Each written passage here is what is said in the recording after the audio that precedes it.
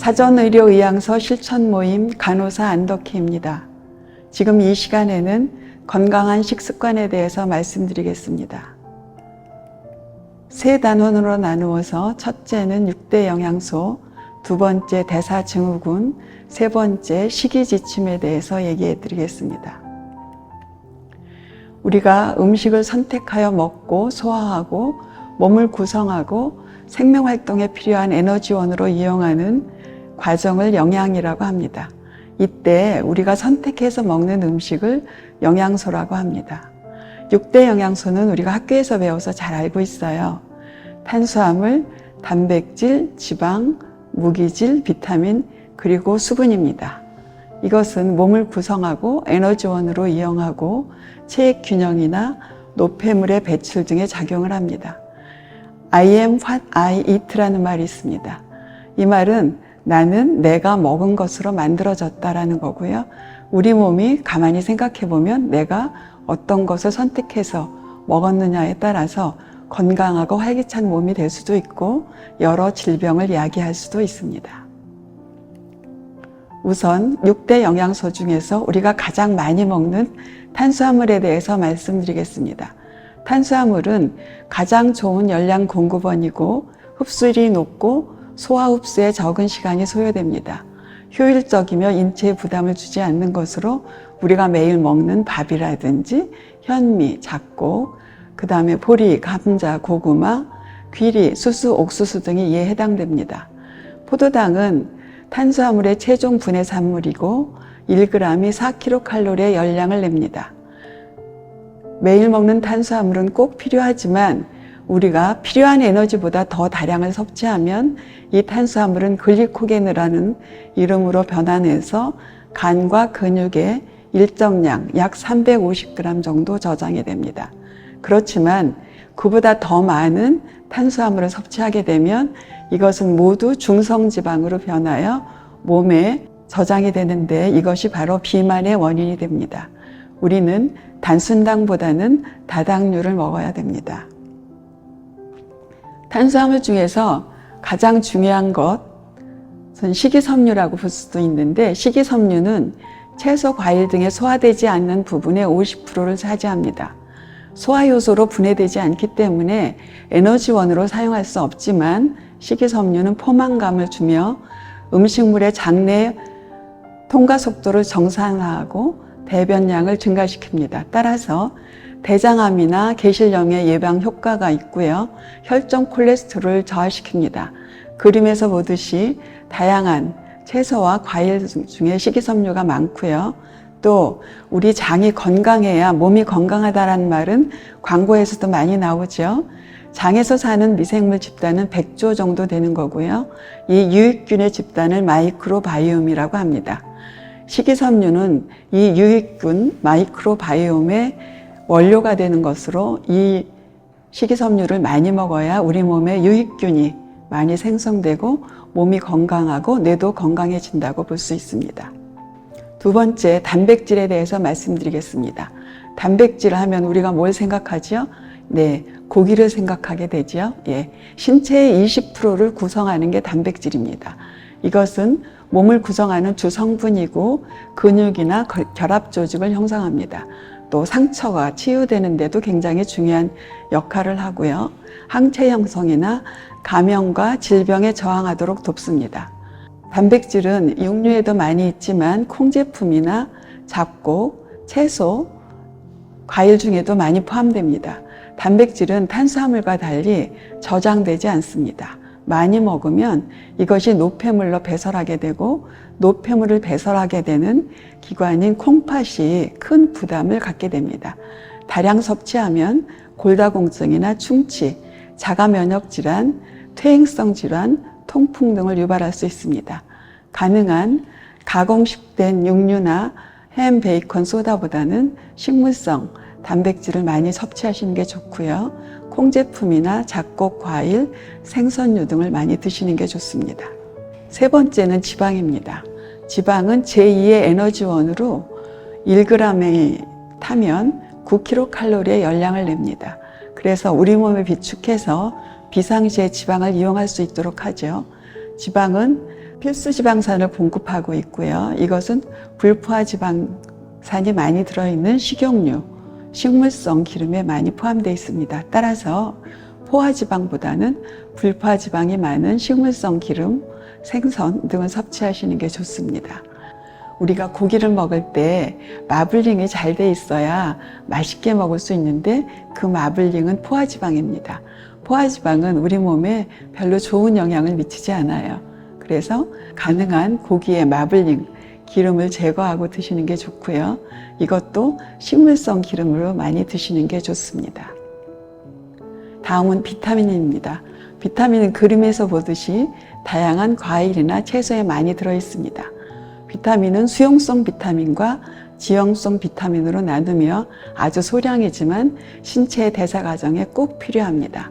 비타민 결핍증이 여러 가지로 있죠. 각기병이나 괴혈병이나 그룹병 등 이런 것들이 비타민 결핍증으로 야기될 수 있는 것입니다.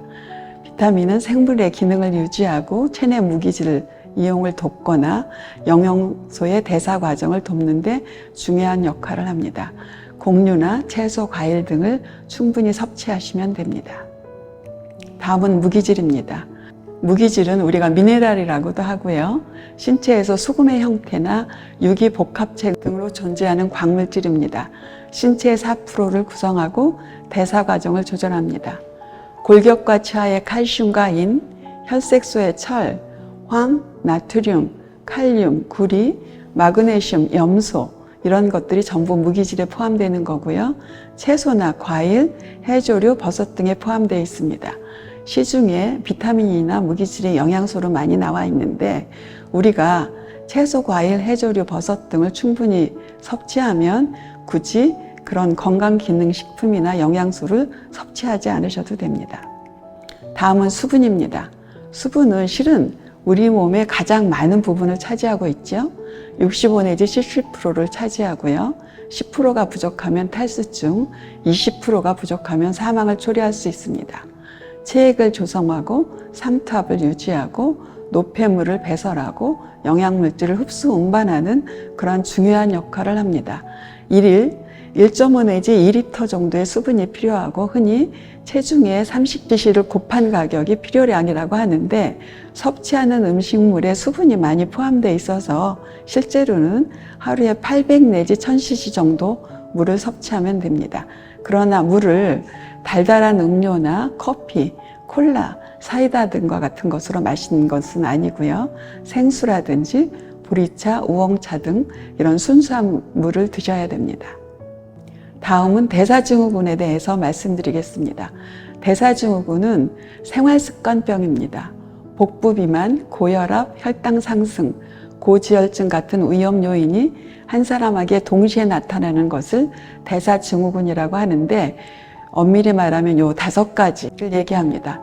허리둘레가 남자가 35인치를 넘는다든지 여자가 33인치 넘는 것, 그 다음 혈압이 130에 85mmHg를 넘는 것, 중성지방이 150mg을 넘는 것, HDL, 우리가 흔히 좋은 콜레스테롤이라고 하죠. 그것이 남자가 40mg 이하, 여자가 50mg 이하인 경우, 또 공복시 혈당이 100mg 이상인 경우, 이 5가지 중에서 3가지 요인이 여기에 들어간다면 이것은 대사증후군이라고 말할 수 있습니다. 이런 대사증후군은 방치를 하면 뇌졸중, 동맥경화, 심혈관 질환의 위험성이 그렇지 않은 사람보다 4배 이상 높아져서 심각한 질환을 야기할 수 있습니다. 대사증의 원인은 인슐린 저항성이라고 합니다. 인슐린은 췌장에서 나오는 중요한 호르몬으로 혈당을 저하시키는 역할을 합니다. 우리는 항상성이라고 하는 기능이 있는데 이것은 몸을 일정하게 항상 유지하려고 하는 성질을 얘기하는 것으로 대표적인 게 체온입니다. 외부의 온도가 높거나 낮거나 우리는 항상 36도에서 37도를 유지하죠. 이 혈당도 마찬가지입니다. 항상 80에서 120 정도로 유지하려고 인슐린이 분비되고 있는데요. 이 인슐린이 정상적으로 분비되나 작용이 감소한 상태를 인슐린 저항성이라고 합니다. 인슐린 저항성이 생기는 이유는 과음이나 과식, 노화, 운동 부족에 따른 복부 비만, 지방간 같은 것이고요. 가장 문제가 되는 것이 내장 지방이 축적된 과다한 복부 비만입니다. 이것은 비만 제2형 당뇨형, 고혈압, 고지혈, 심혈관, 뇌혈관 질환과 연관되어 있습니다. 대사증후군을 관리 위한 생활 습관을 말씀드리겠습니다. 금연과 절주를 하셔야 되는 거고요. 적정 체중을 유지해야 됩니다. 적정 체중은 쉽게 구하는 공식은 키에서 100을 빼서 0.9를 곱하는 것인데 50이 넘으신 분은 제가 0.9를 곱하지 않아도 된다고 말씀드릴 수 있습니다. 예를 들어서 50 넘으신 분이 키가 160cm면 60kg 정도가 적당하다고 볼 수 있는 거죠. 지방은 가능하면 많이 드시지 말고 불포화 지방산이 많은 생선이나 식물성으로 드시면 좋습니다. 또한 혈당을 급격히 높이는 음식, 이것을 당지수가 높은 음식이라고 하는데 이런 것은 피하시고요. 당지수가 낮은 음식, 식이섬유가 많은 음식, 현미나 잡곡 등을 드시면 좋습니다. 또한 비타민 무기질을 채소나 과일, 해조류, 버섯 등을 드셔서 충분히 섭취하시는 게 좋고요. 소금은 작게, 그리고 중요한 게 또 있죠. 유산소 운동으로 햇볕을 쬐면서 하루 30분 이상 걷는 것, 맨발 걷기, 근력 강화 운동이 중요합니다. 마지막으로 식이 지침에 대해서 말씀드리겠습니다. 아침에 일어나면 이불을 헹구고 따뜻한 물 한 잔을 마시는 것이 노폐물을 배설시키고 밤에 부족한 물을 보충할 수 있습니다.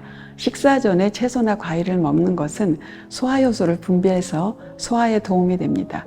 또한 20번 정도 씹고 20분 이상 천천히 드시면 자연히 소식을 하게 되고 포만감도 느낄 수 있습니다.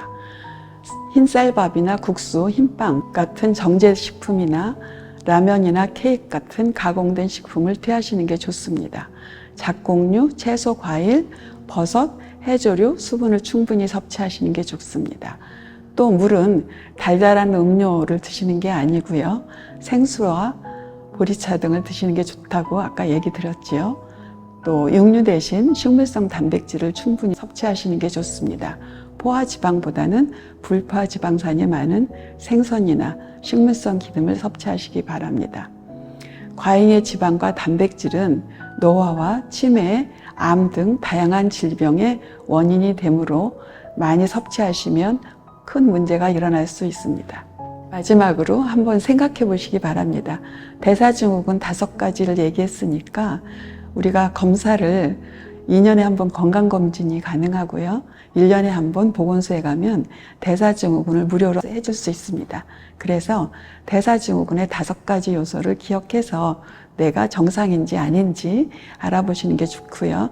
그 다음에 적정 체중 구하는 공식도 기억하셔서 적정 체중인지 이것도 신경 쓰시는 게 좋습니다. 그리고 자신의 식습관과 고쳐야 할 식생활 습관에 대해서 생각해 보시기 바랍니다. 이것으로 제 강의를 마치겠습니다. 감사합니다.